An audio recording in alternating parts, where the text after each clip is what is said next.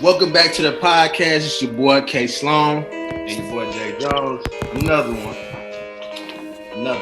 And we got two returning faces, man. You know, the people have spoken. They said they wanted Nate and Paul back. So we got them back for another one, dog. Appreciate y'all, man. What y'all got to say to the people? I give them what they want, man. Hey, anything for the people, bro. Anything for the For the people, man. So, Jay Jones, man, what we got going? First and foremost, we're gonna talk about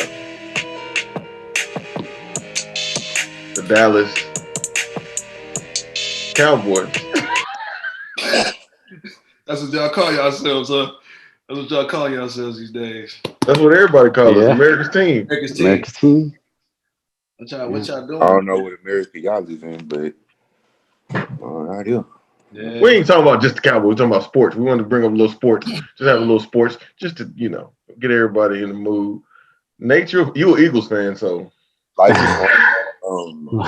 is life is. I'm accepting prayers right now. Is what I'm accepting. Prayers for the health of the team, for the well-being of Carson Wentz. That's about it. What's going on with him? He's running for his life every snap, bro. That's what's going on with him. He's getting hit from 7 different angles every play. you act like, you act like our O-line is any better. All back. No. I just told my pops that this morning. Y'all are in the same boat as us, actually. Same. But Maybe worse. We don't have a single starter on our line right now. Okay. We have our center. We have Kelsey. That's it.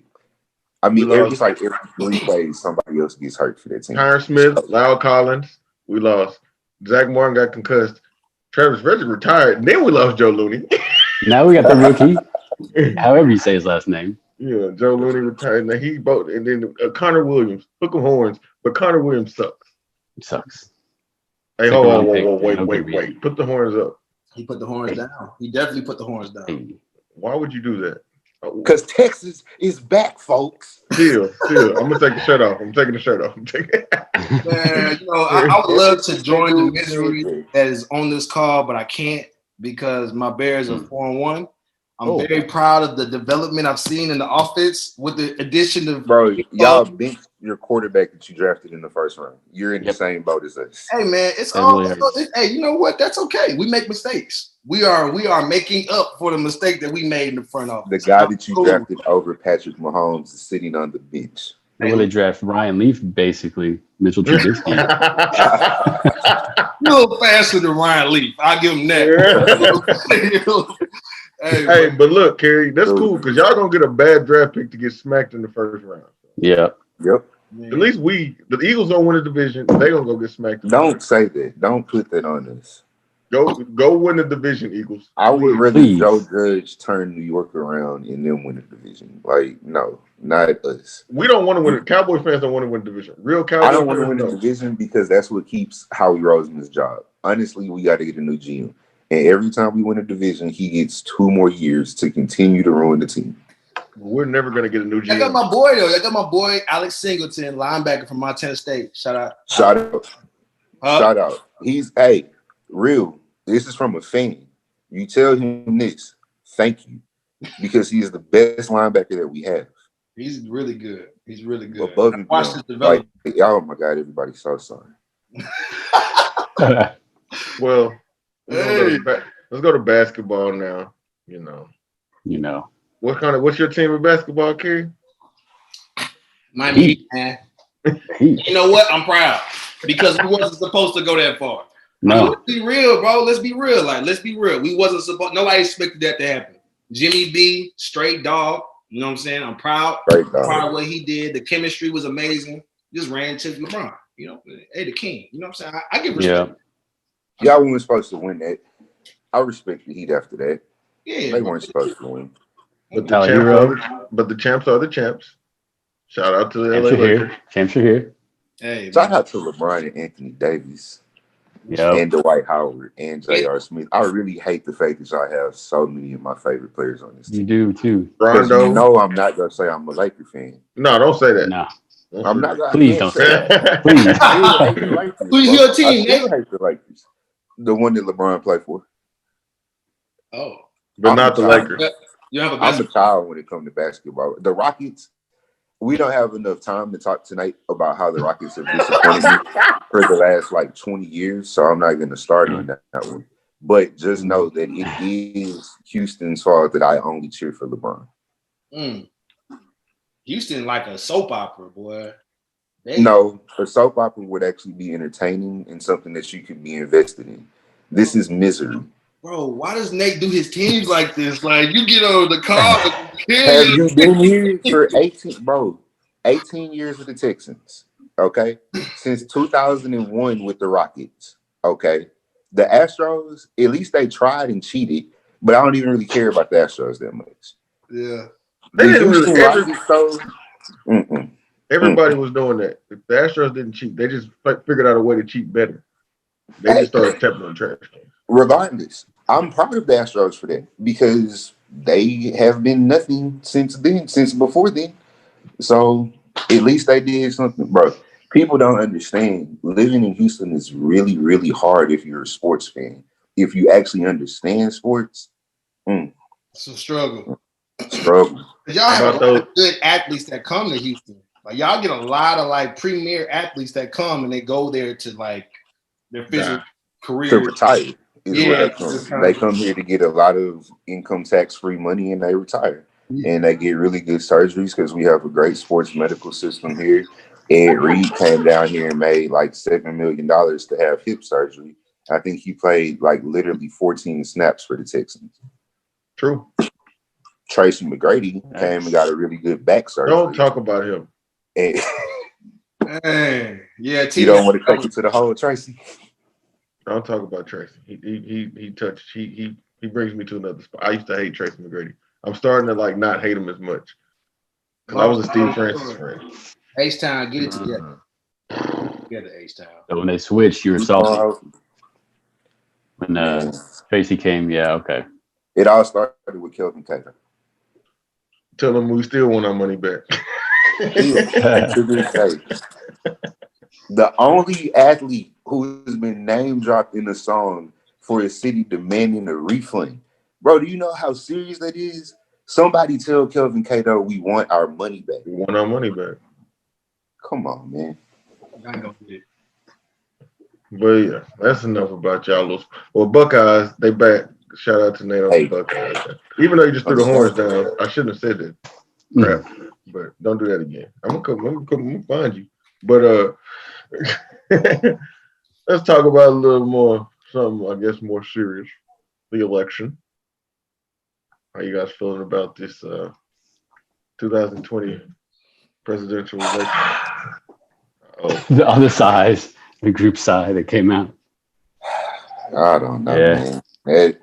I feel like the most interesting thing to me is going to be how soon the vaccine comes out, regardless who wins.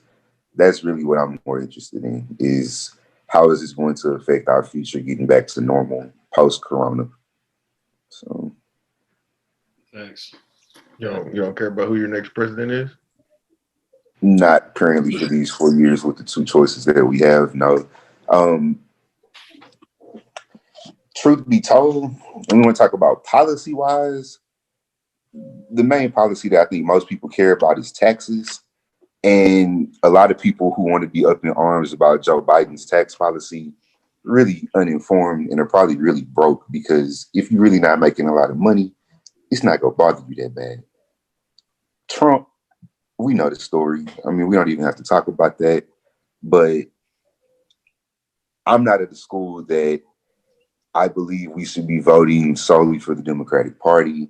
I'm not a one-party ballot guy. Like, none of that kind of stuff really gets me. So when it comes into talking about the politics of it, vote for who you think is the best, for who's going to have the best outcome for you.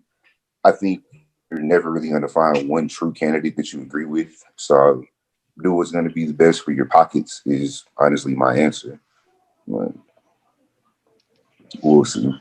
Yeah, I kind of can go off of that a little bit. I'm with you as far as like the no one true party.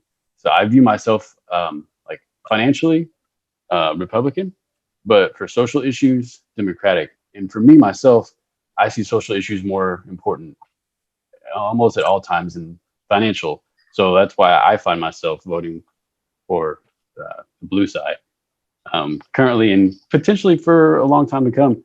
And yeah, like you said, with the taxes, that's not going to affect people like us. None of us here make 400,000 or more. I don't know anybody that makes 400,000. I know some pretty. I might know one. Nah, I know one person who was actually. I don't know one actually. I have a client who was like, But yeah, so it won't really affect the very large portion of the country. But I think that if you look back in time, I wouldn't have voted like Democratic perhaps every presidential candidate, and I definitely wouldn't have voted Republican. This year's the same. I mean, I won't be voting for Trump. I'll be voting for Biden myself because I do see that the social issues is way more important than anything else going on right now. Just the injustices that you all see online on social media. Perhaps you've lived, right, as well. Fortunately for me, I haven't seen too much of that. I remember, even going back to us in college, whenever like the police would come to the door, I would never be afraid. Like, all right, cool. So they're coming to knock on our door because our music's too loud, or we got somebody parked in the road, or whatever. All right, cool. Let me go talk to them, offer them to buy a chicken if they want or something. So it's something I've never had to fear myself. So, but I do see that affecting, of course, a large portion of our country, and it's not fair. So, I see the Democratic side kind of engaging in that and trying to push for change. So, if that's what they're doing, I'll vote for it. Even if they wanted to tax me more myself, they put me in a higher tax bracket. All right, sure, take a little bit more money if it means that the country can get to where we're supposed to get. Yeah, that's what I kind of like what Nate said there. Kind of piggyback off of that. I like that. You think, Sloan? I mean, as I think about it and I sit here and listen, and, I think that a lot of it to me is when you look at both candidates in both parties, I don't really feel like I get anything that I like I don't just sit there just like, oh man, either way, I just like, what do I need to do to adjust off of this? How do I need to move after the decision is made? Because I don't really believe that our decisions really bear that much weight. I'm one of those guys. I don't really believe that voting is going to have that much of a play in it overall. I'm still that guy. I get that right now we do have social injustices that are being brought to the forefront. I believe we have a side that's really appealing to our emotions.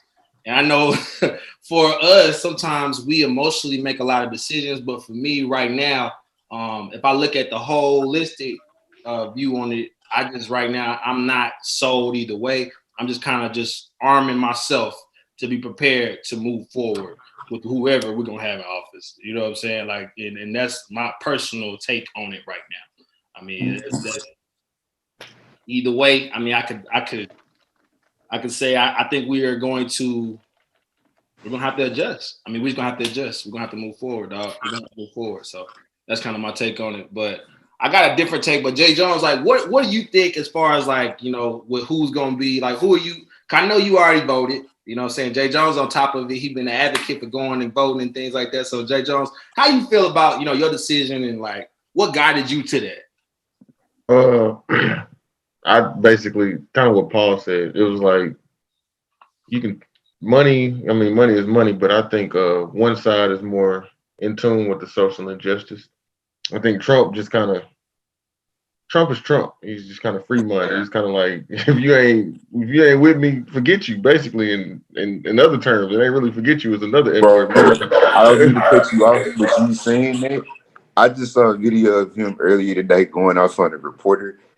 Just what you were saying. He was like, "Look, no, you're a criminal. Why are you not even asking the right questions about Biden? You're criminals, all of you." Like, he's hilarious. No, yeah, it's like so if you're not with him, forget you. So I just think Joe Biden has. I hope I just watching him, just kind of watching the way he moves. It just seems like he's more in tune with equality, I should say. I think Trump is a little. If you ain't on my side. I want to make America great again. I don't know what that really means, but the only time I think America was great to him is, back in the day. So I want to add to it real quick though, dog, because I feel like when I had, so I want to jump into the altruism. So altruism is when you sacrifice what you have, right? So you sacrifice what you have for something lesser than. So in this example, and this is an example I talked to Jay Jones about. This is as if Jay Jones is my dog, right? So Jay Jones has to save either me or his brother, right, from a illness that we're both dealing with. But my illness is life-threatening right now. But his brother may, you know what I'm saying, maybe later he can kind of figure out how to help him out later. So Jay Jones protects his brother, like he goes and helps his brother, but I'm gonna die now because he got to make sure he got what he needs to have for his brother to save his brother. And that's like that sacrifice that it's like, man, I gotta help you out because you in trouble now. You know what I'm saying? That's altruism. And I learned that from this lady named Lana Ryan. She was a philosopher that died like in the 80s. But what I think is like Donald Trump and people that are like the 1%ers, it seems like they're like, those are the people that are against that totally. Like they take care of their own first. And that's the money model. You know what I'm saying? That's the business model. That's the 1%ers. That's how you stay on top. She also said something like, with that idea, it's like you give money. So the school system, they give money to the special ed population. You know, they kind of cultivate that and they try to give more money to help and support special ed, but they don't support gifted and talented kids because, you know, they don't need it, right? We need to make sure that they're coming up to the level, the special ed's coming up to the level to the gifted and talented.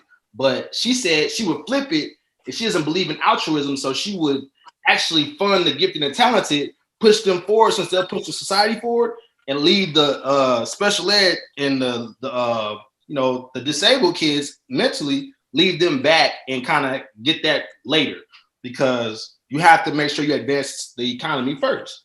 And to me, I think in today, that's what we see with, you know, the Donald Trumps, you know what I'm saying? The Donald Trump pushers, like, you know, the people that really want to push that idea, it's like that. They're totally against the altruism idea. And that's why I wanted to kind of talk about it, because I think like that's like the code. Like it's like you really see that's how they move. Like they protect their own. Like Donald Trump is gonna do for his people. Like they're gonna protect him when he does his tax finessing. You know what I'm saying? Ain't nobody gonna come after Donald Trump. You know what I'm saying? Because he gonna take care of his up there. But the rest, you know what I mean? It's like, you know what I mean? Hey, you know, like we'll get to you when we get to you, but we got to keep the economy moving. So that's kind of like how I see it. That's why, like, you know, and I'll let y'all touch on that a little bit, like how y'all feel about the idea of altruism. Do y'all agree, disagree? Like, what y'all think? I agree with what you said about kind of the Trump mindset on things, especially the 1% thing. Honestly, altruism is one of those things I think you have to be very, very careful with. I think there is a fine line to walk. Just looking it up, I just pulled it up on Google again. And similar words are unselfishness, selflessness, self-sacrifice, and self-denial, right? The third and fourth word really kind of stand out to me because it's wonderful to do for others, but at the risk of your own self-sacrificing something, I don't think that's always beneficial. Mm-hmm. You know, it kind of reminds me of just like a typical little Twitter quote that I see going around. You can't pour into others out of an empty cup, right? So at some points you have to be self-serving. At some points you have to take care of yourself. So I think it's just a really fine line that you have to walk there, because there's nothing inherently wrong with caring for others or trying to do things that may put you out of your way. I don't want to say at risk, because I think that's where you have to draw the line. It's a difference between, yeah, I'll drive 30 minutes across town to help somebody out versus I'm going to actually walk across the freeway to help you out. Right. So. Yeah, and I like that. And that kind of made me think of what I was going to say a little bit. So for like, you know, altruism, like you said, kind of sacrificing your own needs or desires or caring for yourself to put somebody else. It can be like a simple, and you did say there's a fine line. I completely agree with that. You said there's like a fine line. So I think of something like simple for altruism. you're at a red light and you got a million cars ahead of you and it's packed and there's a guy trying to get in. And you think like, hey, I could let this guy in. I might miss the light. I could not let him in and I'm gonna go through the light.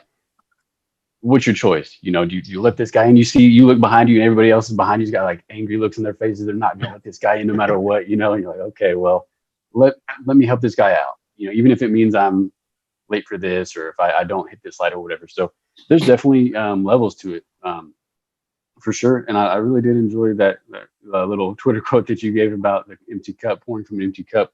Because me, that's one of my, I always thought it was like a plus on my like character.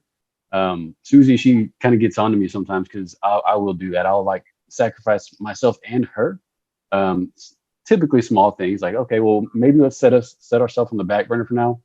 Make sure this person's taken care of with X, Y, and Z, and then we'll carry on from there. And oftentimes I might do it too much. I might really put myself on the back burner more often than I should.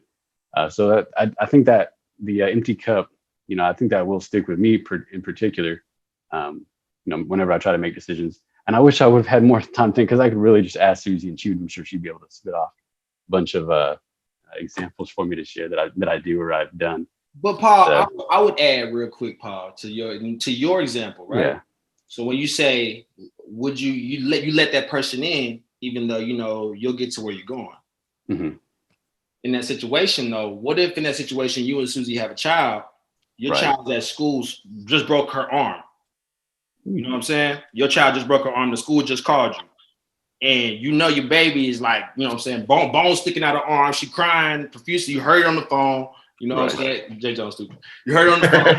So you like, man, I'm gonna rush. Do you still let that person over? You know what I'm saying? Yeah. And no, that's where that fine line comes into play. I mean, I'm speeding through, you know. Yeah. If it's me by myself and I'm like, man, I kind of gotta go to the bathroom. Like, all right, I would do you one better on that though, Karen, because realistically, you getting there in 5 minutes or 10 minutes ain't gonna put that baby arm back in her arms together, right? Yep. It's cool, you concerned, it's your kids, you got to get there. But what if you really know that your boss is tripping and you actually can't afford to walk in at 10:30 when your shift started at 10:30? Yeah. And missing that light, they'll get you there at 10:30. Mm-hmm. All right. Yeah. So I mean, really, like that fine line that you talked about, I think that comes into play there, and it's all situational. You know, what is your end goal, and how important is it for you to get there at a certain point in time? So, and I don't know, is it somebody that's sitting on the they're right on the trying to turn right? Are they drinking a smoothie, or are they like got their white knuckles on there?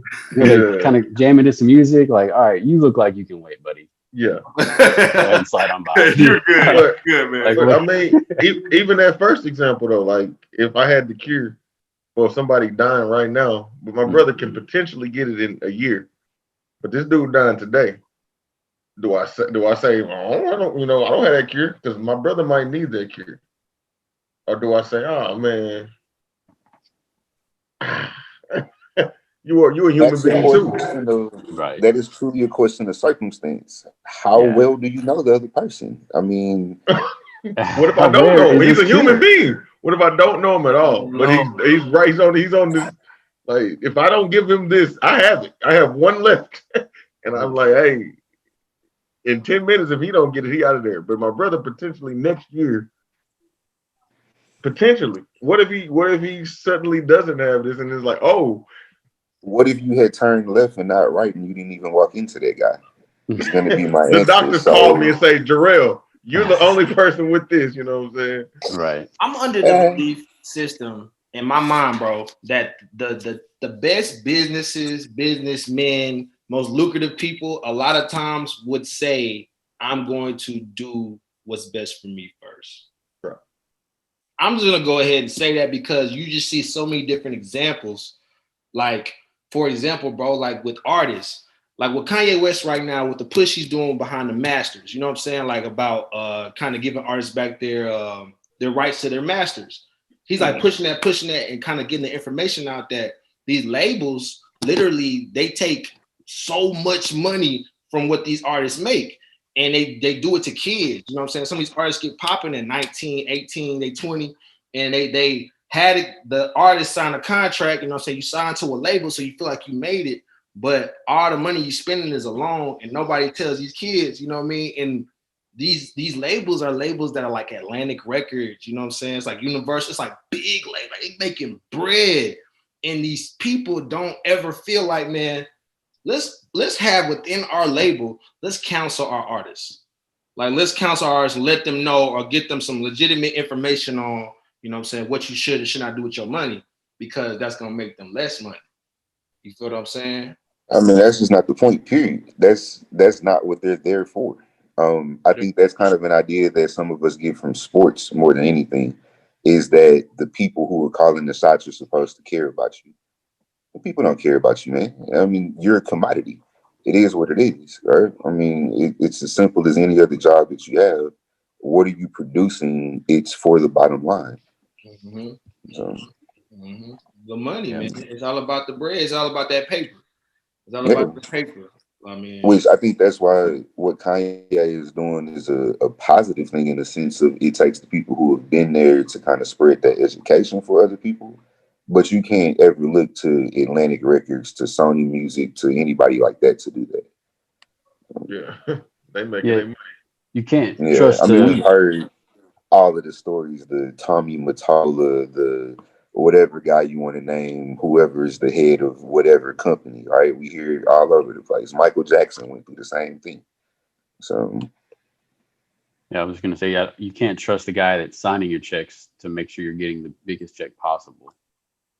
Their job is to make you sign at the cheapest they can get you. Your job is to do the opposite. You want to get the most you can get. So, me myself, I do have a bit of like business thought that, you know, goes something that's kind of like I'm business minded, you know, it's my major and everything, what I do now. But I won't even say usually, I don't really ever feel bad for people that sign a contract that shortchange themselves, because you could have read the paperwork. If you didn't understand it, we've got all the resources online.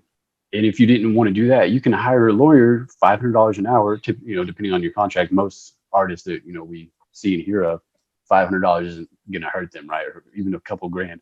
They can hire a lawyer. Hey, check over these documents, make sure that this is something that is behavioral to me and my family and my career. Get back to me. So I don't see like it can't be that difficult. Like, you know, the owner of the company or whatever entity or person that's signing these checks, you know, just like us, they've got a job to do as well. They got a bottom line to meet. They've got potentially shareholders to appease. So they got to do what they got to do to, you know, increase their profits as well. So it's just a negotiation battle that needs to go on. But to a 19-year-old kid, you say, I'm gonna give you $2 million up front. They don't hear nothing else. But are you right? That's on them. Yeah, you're right, Paul. You're right. 100%. And I think it's interesting that you know, y'all say that, because I can feel that, you know, like I guess I feel for the people without the business sense, because I had to learn more about financial literacy, about what's really going on in business. And it took me, man, like time. It took me legitimate time, because I'm such an emotional person when it comes to deals like that myself. And I know, like Jay Jones, you and I, we psychology guys. Like, I feel like when you go to the psychology of it, you're like, man, like, you know, this kid doesn't know, right? Kid doesn't know, but business wise, it's like you should be getting the support that you need before you get into the situation. It makes sense. And if you don't, then I mean, somebody gonna make their money now. Somebody, you know, the money has to get made. Like if you bringing in 2 million, right, in your sales or revenue somehow as whatever, you know, your service is, and somebody says, okay, look, like I just want 10%, and I'm just gonna do X, Y, and Z, and X, Y, and Z may not be a detailed position, but it's just something that they hold on, you know what I'm saying, hold you with. And you made them a millionaire or whatever, or you made them, you know what I'm saying, rich based on just your lack of knowledge. And that's capitalizing, you know what I'm saying? That's capitalism. That's what we, you know, this sharing economy. It's like, if you sleep, then hey, somebody gonna eat. Like that's it. Like, and if you don't know the game, it's so lopsided, bro. It's like they'll make money off you, and you. And y'all thinking like, I'm making my money anyway, but you have no idea. These guys that don't have the business sense, they have no idea how much money they're giving away. They end up broke after X amount of years because they had no, they look at the dollars in their bank account and they're like, oh man, I can go to the strip club, I can go buy this car, I can go get this crib, and then now they gotta holler at a financial advisor. It's like, dude, like, I don't really know what to tell you at this point. Like, it's too late. It's too late. They didn't already tapped you. Yeah, most of the dudes out the mud, like you said, they from the bottom. So it's like like I say, you tell me $1 million. Well, not me, but a 19-year-old me. I'm gonna give you $1 million today to sign this contract. What do I sign? Like, I might not read it either. But I potentially could have made, like you said, 20 million if I didn't sign that contract. So that 1 million is penny. If this dude want to give me $1 million, I know I got to be worth 20. True. That's true. That's true. That's business minded though. That's business minded, Nate. Like you know how to make money. Everybody ain't thinking like that. Some people think $1 million. I'm worth $1 million. Oh my God, are you country boy? You ain't coming from nothing. I'm worth $1 million for real. And you stay locked in. You get a Scottie Pippen. You know what I'm saying? Now you Scotty out here. Now you Scotty out here. You like, how many years? How many years? He got hold. He got played. Man, he gonna cry to Jordan like Jordan Kerr. What Jordan say? Man, hey, look. Let's go get a ring. Let's go get a ring. Let's go get the ring, man. You're the best player. You're the second best player on the team. Like, stop playing. Like, let's go. Yeah, and a lot of it's just like, like live and you learn kind of thing. And unfortunately, when you're dealing with those kind of numbers, you wish you would have learned a lot quicker. Me, one example that I've got nowhere near similar to the numbers, but I was applying for this job, and the guy called me, did like a mini phone interview, and he was going through the basics and everything. And he said, how much would it take to have you take this position, like money wise? And I said, 70,000. He said, okay, well, let's schedule your interview. I was like, okay, wait, so I could have asked for more? Because he's just like, okay, when can we schedule the interview? Like, I guess next week. I was just like, well, I was upset because I was like, dang, what if I would have said 90? What next say? If you go get live and learn sometimes. Hey, 150, bro. What you mean? Run it up. Double up. Don't show up with the number first. Like, if they ask you, don't show up with the number first, man. You gotta like provide that. You know what I mean? You gotta come in there like, tell me the baseline, bro. Tell me the baseline. Let's see if we can talk. That's all I need to know. Tell me how we gonna get down, and let's go from there. I ended up blowing the interview, by the way. I didn't get the job, but turns out it wasn't too bad. About that 140, you I got something better. Yeah. Got something better for me long term, at least. Say it again, Paul. I said it turned out to work out because I got to stay in Fort Worth and got something better for me long term, at least. So did you just get a promotion? Yeah, just got a promotion. Congratulations. Thank you. Yeah, I got to start studying. I got 2 more licenses to get now. And And just a disclaimer, I'm sorry, Paul, I didn't mean to cut you off. We don't be playing on the podcast. We got legit cats on the podcast, you know. You know, they be thinking Slappies might be on here. Like these now. Got some dudes on the podcast now. You heard Paul. Don't let Nate get to talk. No, let me stop. Hey, Nate got business, new house. We'll talk about that later. We'll talk about that later. We got things. Yeah. Prosperous people. Nate, big dog. Big dog. Hey man. Hey, whole crew got to eat though, man. Everybody. I need the whole pound to eat. There you go. Somehow, some way. But no, I'll let you go, Jay Jones. But I was just saying, like, I just thought that was crazy. Like when I thought about the altruism idea, I think it's something that, like, again, the 1%ers, man, they really exercise the fact that they don't believe in that per se. Like it's not like it's. I think like you said, that fine line, Nate. There is a fine line, but I mean, you gotta take care of yours. Like, and I mean, I'm transforming my ideas to more so move towards taking care of mine for sure. You know what I mean? Like that's how you keep that security, and it's nice to give. The only thing that you are obligated to worry about is self-preservation, bro. End of the day, it's great to be a good person. It's great to care about other people. It's great to help where you can. But if you don't have you, how you gonna do that? Mm-hmm. Yep. Yeah, that's fair.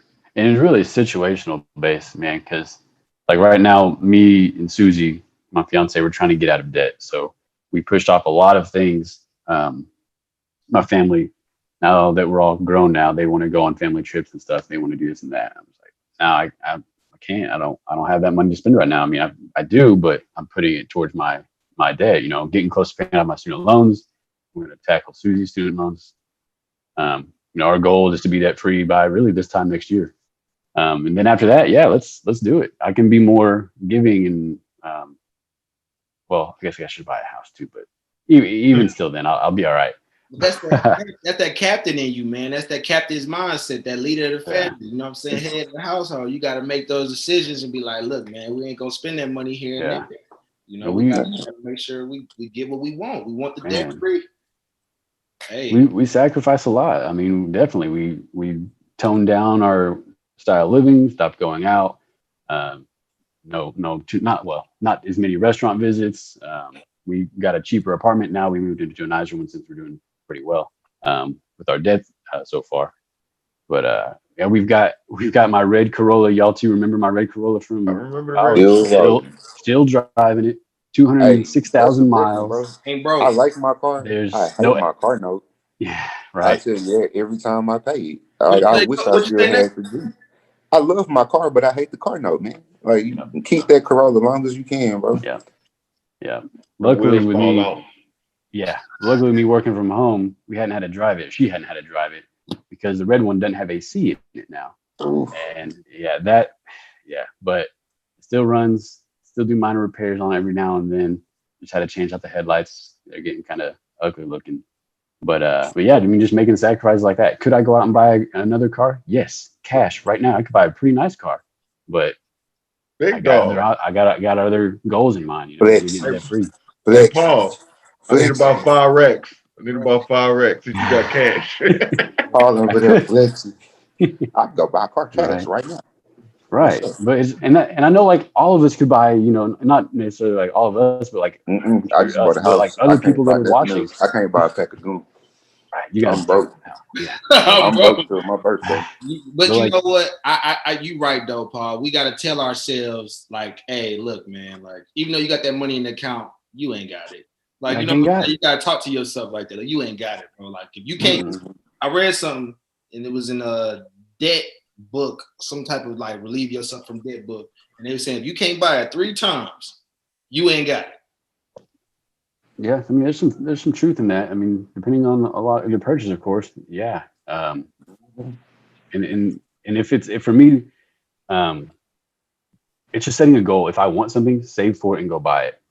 And then when you accomplish that, you're good. But the first thing is just getting out of debt. That way, you don't have to pay your credit card company every paycheck. You don't have to pay your car note. You know what I'm saying? You don't have your Best Buy bill or your Lowe's bill or whoever. Student loans, you ain't got to pay the government anything. Get out of that, and then you have so much more money. Like, just thinking about like all of your bills that aren't just like utility and internet and electricity, stuff like that. If you didn't have any of those, how much more money would you have in your account? Especially like, me and Nate, we've got fiancés, adding their income to that too. We've got money that comes in, but we just got to give it all to these people that we work for. We work for Visa, we work for MasterCard, we work for Toyota, Chevy, Ford, whoever. We practice altruism. We out here practicing altruism whether we know it or not. With these credit cards and all that stuff, man, we out here. You guys helping everybody else. Yes, you can have it. You take your credit card. Here's 10 hours of my week for you. Here's 5 hours of my week for you. Yep. Showing love out here, whether you know it or not. Yeah. So just kind of getting all those taken care of, and then you can be more giving. When I'm out of debt, I'll be happy to make donations to places, help other people. That's what I want to do. Send Jarrell 5 racks. I asked for it on the podcast. All right, y'all heard it. My bad. Hold me to it. Just know that GoFundMe for Prosperous people be going out soon. Don't worry. we'll be collecting. We'll be collecting. We're gonna talk about that later too, because we gotta get that on here. We need people to know about that. But we're gonna try to get to this next. We ain't gonna do it. This ain't about women, this ain't about men, it's about relationships. I just wanted to ask this question. Why do you think people validate their relationships with social media? Not y'all. I ain't putting no y'all are, stand-up guys. I don't see y'all doing it, but I see a lot of other people. Because people seek validation. Oh, hold up. I got a little feedback. Go ahead. People seek validation, man. In everything that they do, people want to be validated, and social media is just an easy way to get it done. A like is a validation. So if you get 100 likes, you just got validated 100 times. It's pretty easy. And like things like Twitter, that's maybe Instagram to get your likes. But a thing like Twitter, if people agree with you, if somebody can, so like, bro, y'all are on Twitter. Some of the things I see get like 500,000 retweets, or like, y'all people can't really believe this. Like, you can't actually live like this, right? But if you can say something and you get that kind of feedback from it that says, I'm not crazy, there are other people who think like me, then you're good. And I think that's what a lot of people are looking for. A lot of times it's looking for yes men. Like you don't have people who actually hold you accountable if you're doing something wrong, in a sense, or you're doing something that may not be up to par. If people aren't really there to hold you accountable, but you can go online and you get literally hundreds of thousands of yes men, then why would I ever change what I am or do something different in that relationship?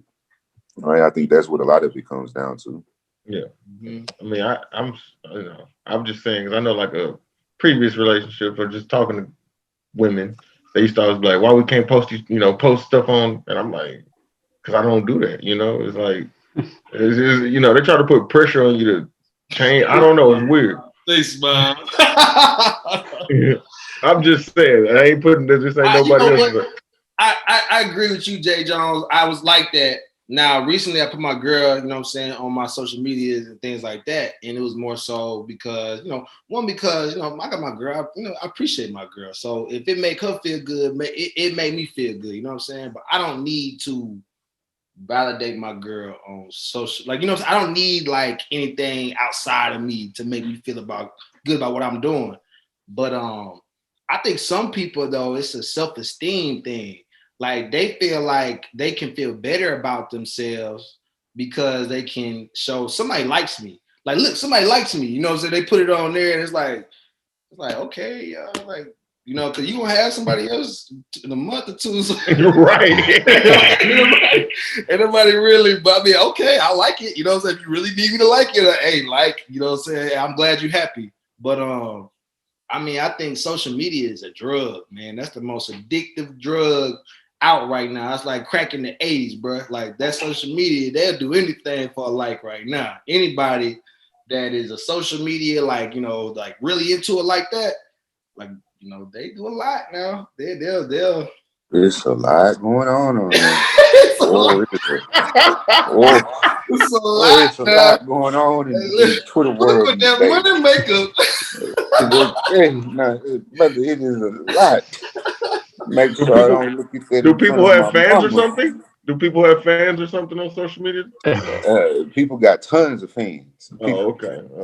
It seems like OnlyFans is what they like it. OnlyFans, what's going on out here? But man, I think y'all are both right though. Like I like what you said though, Kerry, about doing it. If your girl likes it, I try to remember that for myself sometimes. Like I think it's a thing that my girl appreciates, the knowing that like you're cared about, whatever. But for me, it's literally just it's more hassle to post the picture on. She asked me not even about her. Why don't I post anything on Instagram? Why don't I actually post? And it's like, quite frankly, I just don't feel like it. Like, I don't feel like going through the hassle of, I think I should take this picture. I don't like it. Let me take this picture. Let me think of something to say. Here's a song quote. Like, too much for me, man. Drake lyric. Yeah, like Drake lyric. So I think either people are looking for that attention or you're not. If you're just not an attention seeker like that, I think it's easy to not really care that much about it. Yeah, and so I guess I'll go a little bit. So and I feel like if you are posting your significant other out of you simply wanting to, then great. You've got good meaning behind it. If you're posting about your relationship because you want to be one of the little corny, cheesy, internet couples that gets the likes and these little silly videos, and it for me, I wouldn't do anything for Susie that I already think I'm going to post this online. That's not genuine to me. Mm-hmm. Like, I'm doing this for Susie, but am I really, or am I doing this to get likes or retweets? Exactly. Then that just swipes it all out. Like, we've all seen the guys and girls too. Most, guys, they'll do like the little flower, rose petal things all over the place and these little balloons, decorations. That's great if you're truly meaning it to make your significant other happy. If you're doing it to, go a little bit viral, then that's not for me. I'm too throwed for that, is what I like to think, a little bit too old school on that one, Yeah. But that part is really crazy that you say that, Papa, because it's got to be something mentally wrong to desire sharing your intimate moments like that. Yeah. Like all of the pictures, videos, whatever, of, like you say, the flowers all over the floor. Like, we see pictures of couples in a bathtub together all over. It's like, who desires to be in that moment with their girl and be like, oh, but do it for the gram real quick though. Get the phone, put the right filter on. Make sure these rose petals are shaped like a heart. Yeah. Now, come on, man. And what blow my mind? But I think part of that though. Go ahead, Nate. Oh, I think part of it is just the marketing factor too of what goes into it. It made me think about a picture of a girl I saw a couple of weeks ago, and she made the picture look like she's on a private jet somewhere. And come to find out, like, because, man, what I love about Twitter is people dig so much. But they dug into that and was like, man, this girl is somewhere on the set. She's a model.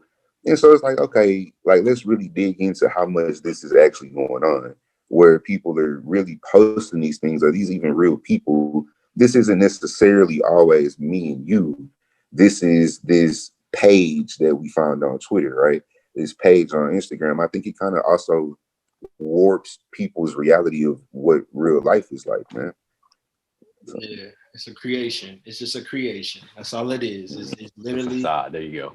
A facade. It's a beautiful facade. It's just, you can dress it up however you want to dress it up. You can put whatever captions on there that make you look as glorious or as unglorious as you want. You can do anything you want. So I think that's the crazy part about it for the people that do look for validation, because it's like, you cannot hold any weight into social media other than, like, does it benefit you? Like, because there's good stuff on social media. Yeah. Like, I think, this is proof. We do the podcast so we can put good things on social media. But I think that just the sole reliance of the validation of my relationship and things like that, and sole, like, self-esteem, like, all of it comes from here, all that. It's just like, like, I can't. I don't know. Maybe we not in that generation. Maybe we need some younger cats to kind of spit the game on that, because I don't get it. So I don't know. Yeah, we just missed the cutoff for it. I guess we dodged that one. Yeah. Thank God. So, thank God. Facts. Oh, yeah, man. Man, it's crazy. That's the pandemic now. That's the real pandemic, is the social media, because the content that you get, like, it's just so, I don't know, TikTok. Like, if you ever just scroll, I got TikTok. You got TikTok? No, don't. I know what it is, but no, I don't got it. So with the podcast, I try to create every single social media platform, you know what I'm saying? So we can get the word out as what we're doing. But as I do that, what I've learned is that even though I create all these platforms, I have to make sure I don't indulge in them, because if I do, I will flood my mind with just crazy stuff, bro. Like, it's like people would do anything for, like, I promise y'all. And it's just like, you gotta, it happens in like 4 seconds. It happens in 4 seconds. Have y'all seen Boosie's Instagram lives? Have y'all seen it? And you see him begging to get back, right? Like, I watched a couple of those. Whoa, wait a minute. Bro, Hammerhead. I have watched.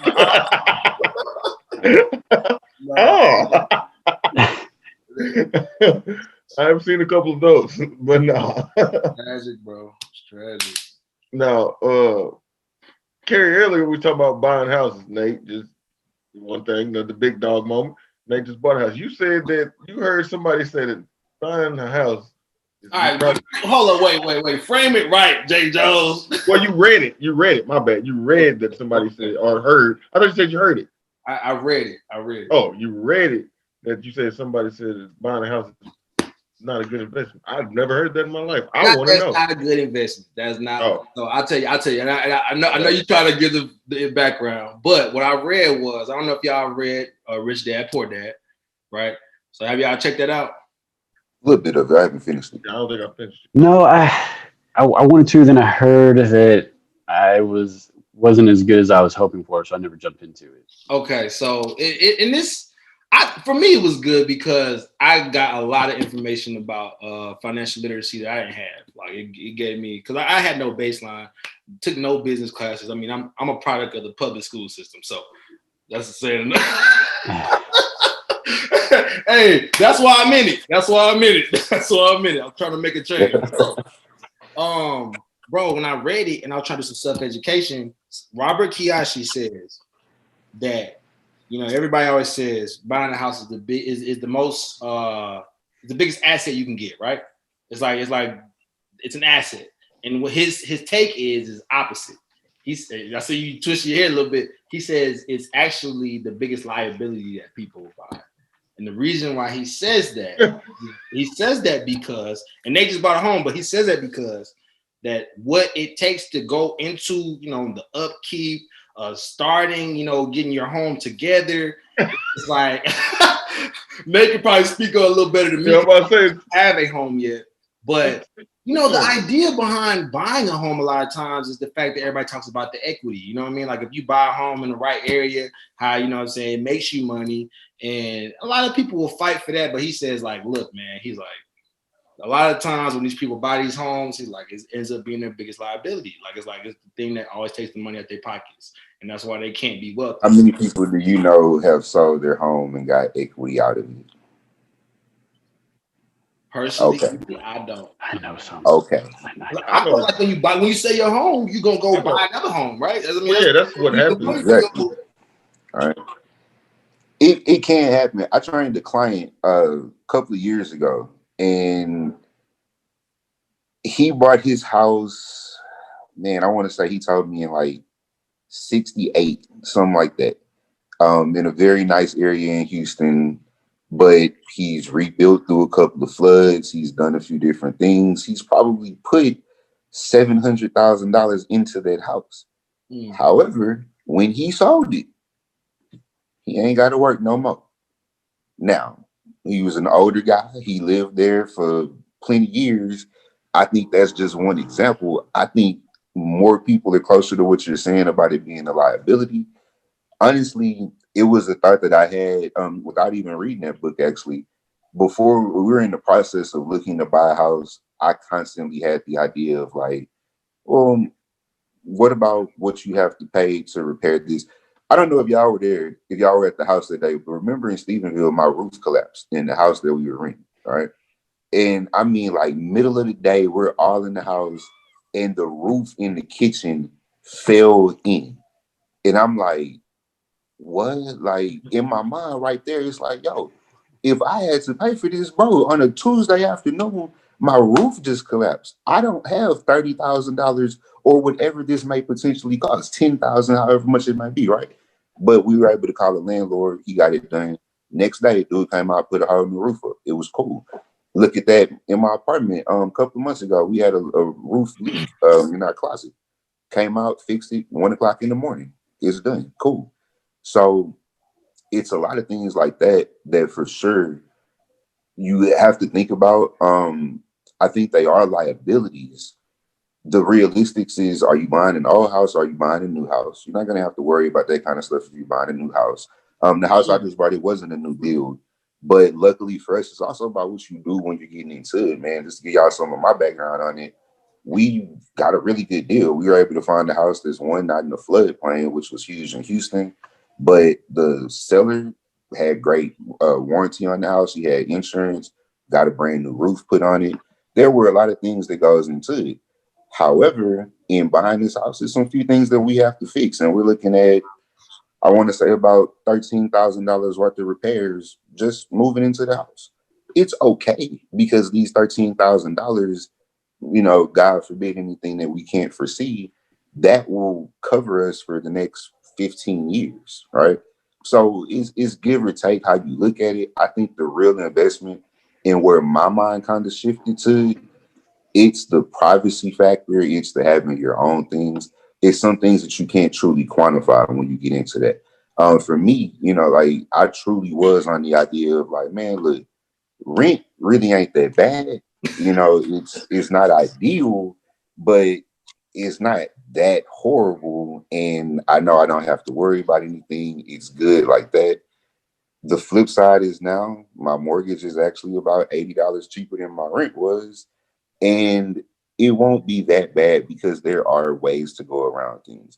You get homeowners insurance. I got the home warranty on stuff. So realistically, yeah, I can call people. It may cost me an extra $100 a month, but whatever it is, I think it's how you see it. I think for a lot of people, the real investment there is stability. Like my fiance she's a counselor in middle school. Tons of her kids live in apartment complexes, right? Even to the point of, I grew up in apartment complexes. There's nothing wrong with it. But for me, I had a lot more stability in apartment complexes. Luckily, my mom was able to support that. For kids who are moving around a lot because you're not there, that can affect your life, bro. Whether that's you moving from school to school, teachers not being able to contact you, send stuff home. Like, so I see it on that side. I think the stability aspect of having a home kind of trumps a lot. Other than that, man, I just hope my air never go out. That's all I can tell you. Because that's expensive, bro. Like, it's either way you want to look at it, though. I think you can definitely make the argument the money spent may not be worth it because the appraisal. Now, here's the hard part, too, on saying that. In the last couple of months, I just seen some stories about people trying to sell their houses. And unfortunately, it's been Black people trying to sell houses and having an appraiser come in and getting told like $100,000 less than when they remove pictures of their Black family or not be there when it's getting appraised. And your house is jumping up that kind of value. We can go into a lot of different things on it.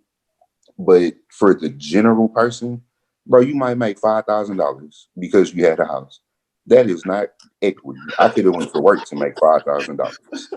All right, so it's however you look at it on that one, really. But it's a good thing for us. I mean, we have 2 dogs. We're eventually going to be having a family. Hey, don't look at me like that. But eventually, I think you kind of go into things like that. So that's the long-winded one on that. What y'all feeling? We needed that. People need to hear that. Yeah. So I'll have to go into the thought process of, yes, it's an investment. It's a good investment. I'll say you could ask 10 random people that have had their home for 10 years. And if you say, hey, what did you buy your home for and what's it worth now? There's going to be a significant difference in their favor of, hey, I bought it 10 years ago for $225,000. Now it's worth $330,000. I've got one of my best friends. He's got a similar number. I think he's had his home for 14 years. He's selling to buy a new house, bigger house, everything. And he's got a lot of equity. His home value jumped up significantly too. One good thing, land. That's one of the bigger parts of buying a home. Land, we're not going to produce any more of that. People, we're going to produce more of them. More population grows, the more houses are needed. Well, the land's not growing with you, so it's always important.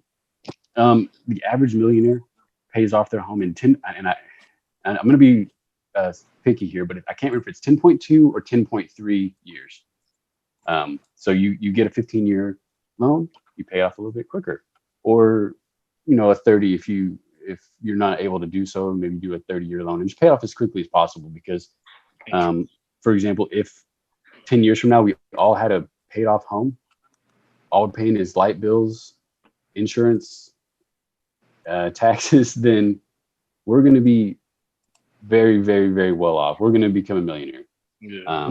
That's like, and this is like information from Dave Ramsey from his studies and research on the average millionaire. So just like any other investment, you can put your money into the S&P 500 and it's going to go up. I see this chart and it's kind of funny. I'm a stockbroker, so it's funny to me, but maybe not to everybody else. But so it's the chart of the S&P 500, which is the index of the top 500 companies, of the top, I should say. But it goes from back. It started. I think the chart started in 1940, and then 1950, 60, 70, and up until now. And every decade, it had a circle, and it said, "This is the top. This is the top. This is the top. This is the top." Because that's what we think. Right now, we think, "Oh my gosh, the markets are so great right now," except for I guess this past week. But the markets are so great now. Right now, it's never going to get any better than this. Sell everything now. In 10 years, we're going to be even higher. In 10 years from then, even higher. So yeah, I would definitely say buying a home is an asset. It's a good asset if you choose for it to be. You can screw around and not keep up with your house. You can not do repairs. You can let it kind of get run down, beat down. You can take equity loans out and keep pushing your payoff date further and further out. And that's on you. That is key. That's the exact key what you said though, Paul. Because really, a lot of the houses that we were looking at, if the people had done any kind of upgrading, we would have been had a house, bro. But you go in this house and it's like, no, I'm not giving you $230,000 for this. Not for How this. can you think that this is worth this? Like, this isn't worth $230. So, yeah, a lot of times I think that is truly the key. Like the house that we bought, like I sent y'all the pictures of it, but the outside of it looks like an older house. I looked at the inside and it was like, oh, okay, this is everything we were looking for. You completely upgraded this. We'll go over what you're asking for. We paid like I think $6,000 over asking price to get that house. All right, so it is a good asset. It's something, if done correctly, if done, I think in the sense that most people want to do it, it's something that you continue to have and you pass down.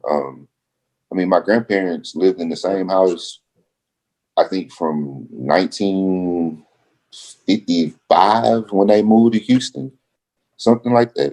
And I mean, God rest their soul, they both passed away now, but we still had a house in our name.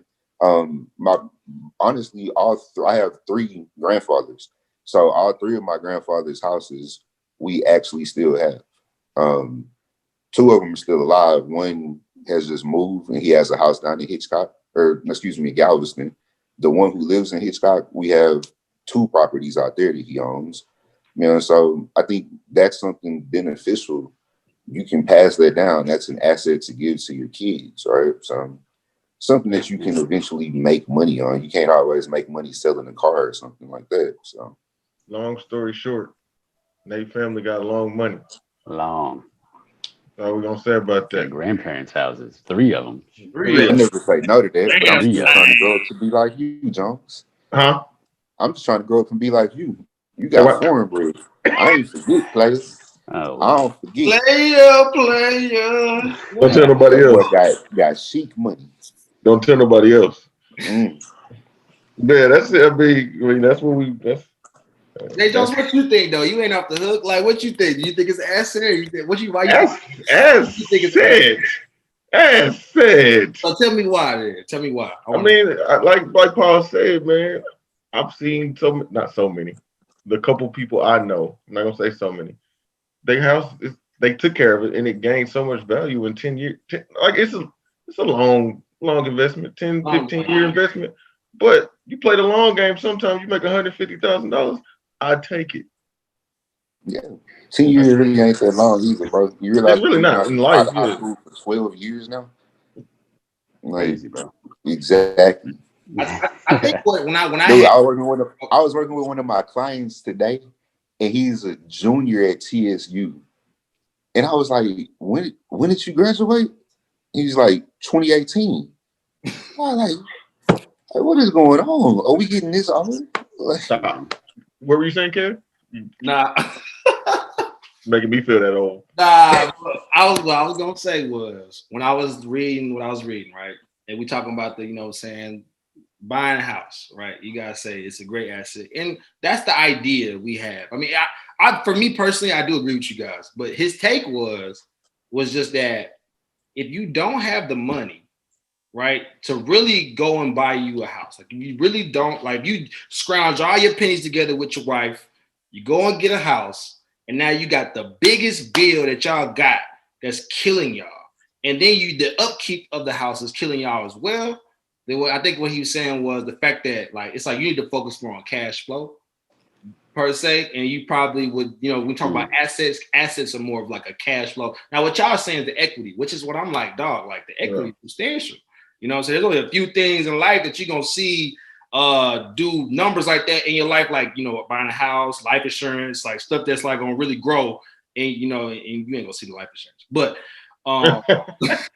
you're gonna see that, but your family will. But I'm saying like it's like there's certain things in life you just gotta get done. Like you gotta go get a house at some point. But he was saying like you can prolong that process until you could actually pay for it to where it truly is an asset for you. For you. Yeah, no, he's right. Ask in that situation though, what kind of who's buying a house that's falling apart? Yeah, like and that's called being house poor. Is whenever you buy a house, you buy too much house. So if I can't afford a $2,000 mortgage, but I want to keep up with the Joneses, not Jay Jones, but with Jay Jones, for money. But yeah, like you can't, you just like anything, you don't buy too much house, you don't buy too much car, you don't go to the restaurant and buy the most expensive thing. You buy what you can afford, and so that's like part of like Dave Ramsey's baby steps to financial well-being or whatever. Step 1, save up $1,000. Step 2, pay off your debt, and then after that, you buy a house. There's more steps in between, but and Paul, that makes sense. That makes a lot of sense. Yeah, but common sense ain't so common all the time now. Yeah, I'm not gonna lie to you, I got family members that they gonna get the top of the line. Yeah, I love y'all just because they can. Yeah, I love y'all. 100%, man. And I see that with just people our age and even younger. They'll have like, this guy will have his, job. He's making $10, $12 an hour, but he's gonna go buy a 2015 Mustang. It still look cool. Why, bro? What's in your checking account? Do you have a savings account? Probably not. Can't afford it, bro. You pay $500 a month, $400 a month for that car note. You know what I'm saying? So it's just getting your coins in the right spot at the right time, being patient and working hard, really, and sacrificing. That for me, that's been the biggest thing this past couple of years for me, to sacrifice. Yeah, I mean, I could talk to you guys all day about finances and stuff. I won't go too much further. If you have any other questions like outside of this, feel free to holler at me. Bounce ideas back and forth. But facts. We appreciate it, man. I always appreciate the gems. We always getting that money. Yeah. Before we finish, we ain't even gonna ask for their playlist. We already got their playlist, right? Yeah, we got it first. But Nate, tell me some stuff you do. You got businesses and nonprofits and houses. Man, we trying to get something started, man. The Prosperous People Foundation is something that we're trying to grow. This is a nonprofit. Honestly, we're just geared towards literally the people. Right now, we don't really have one thing in mind that we're going to be focusing on. I think we've talked about a few things as far as mental health services, really just looking out for our communities, man. That's really what we want to do. We know it's a lot of underserved communities out there. So anything from food, clothing drives to literally just educational help, anything that we can provide. It's kind of what we're looking forward to doing right now. We actually just got our incorporation a couple of weeks ago. So looking forward to really making our first steps out into the community, getting some things going. Yeah, got anywhere that people can contact or people can, you know what I mean? Like, coming soon. I'm actually, it's so crazy. I looked 6 times on Google. I Googled Prosperous People. I think I got like 8 pages deep in the Google. That's why I picked the name. It never showed up. It was never ever there. And now it's yesterday, I go on Google. I go create a new Google account. Prosperous people at Gmail. I'm sorry, this account is taken. You gotta go quick, brother. You gotta go quick, man. Once you get the idea, you gotta know, man. 4 other people was like. Quick. So I'm working on coming up with a little email address, but that'll be up. I have some contact information over there, probably by the end of the week. We're still waiting to get a few more things finalized, but look forward to be doing something Thanksgiving. If not Thanksgiving, for Christmas, we're going to be out in the communities, definitely here in the Houston area. We're looking to go out into the Fort Worth area, Dallas area as well. So more info coming on that one. You got a stretching business. What else you doing, Nate? You big dog. Oh man, you on everything. Yeah, the stretching business, Space City Stretching. We out here just trying to take care of people. Health is wealth, right? So everybody who's out there hurting, back hurting, legs, come holler at me. Get you right. We're doing everything, bro. We're just trying to make some moves. 2020 shot is jobs ain't promised, right? So work for yourself. Y'all doing the stretches through Zoom? That's something that I didn't think about. I like that, Paul. See, that's why you're my business manager, because we could offer, some kind of classes like that. We haven't got quite into that yet. Right now, what we're doing is a one-on-one thing. You do have to wear your mask if you're going to come see me, though. So please remember that, because I'm not trying to breathe the corona air. So keep that. Yeah, man. Do it through Zoom. Target companies that their employees are working from home right now. If you can kind of catch any emails. That part is kind of functional a little bit, but this is really like a one-on-one thing. I don't know if you ever did it, but Gerald, it's PNF stretching. Like, y'all are kind of familiar with it. We did it in Kenese, so it really is more of a one-on-one thing. But definitely something we're looking forward to. That will be a future venture as we bring a few more people on, kind of expanding out, working with a few companies, offering like a corporate wellness program. So I might have foreign money, but it ain't that long yet. Ain't that long yet, man. That's dope. I love to be able to partner with the nonprofit as well, Nate. Because hey, for sure, man, for sure. Once you get that going, like let us know, man. I'm all about it. Absolutely, bro. That's good to know. Good to know. Definitely, be talking with you guys about that soon. And I know me and Gerald, we talked about that a little bit. I'll hit you up, but definitely get on the phone with you guys and go over a few things for sure. Thanks. All right. Well, looks like we're done here. At about 11:30 p.m. You know what I'm saying? I said 11:30. I was gonna click off. That's crazy. I said 11:30. My screen gonna drop. Woo, man. Hey, problem child Nate. Hey, look, we do it for the kids, bro. We do it for the kids. So appreciate y'all hanging in there, though. Cool. Nah, man, it's a blessing to be able to get good brothers on here always, man. And Paul, you always bring some good talk. It always seems like we get talking money when you get on here, but it's everything. We gotta know though. We gotta know. Yeah, man. You gotta know that. So I appreciate y'all absolutely. Jay Jones, I'm feeling like I'm about to pass out. So, hey, look, it's all love, y'all. We're going to definitely get y'all back on. The people requested it, so the people got what they want. People wanted Paul and Nate. Well, get what they People's want. champ. What can I say? Do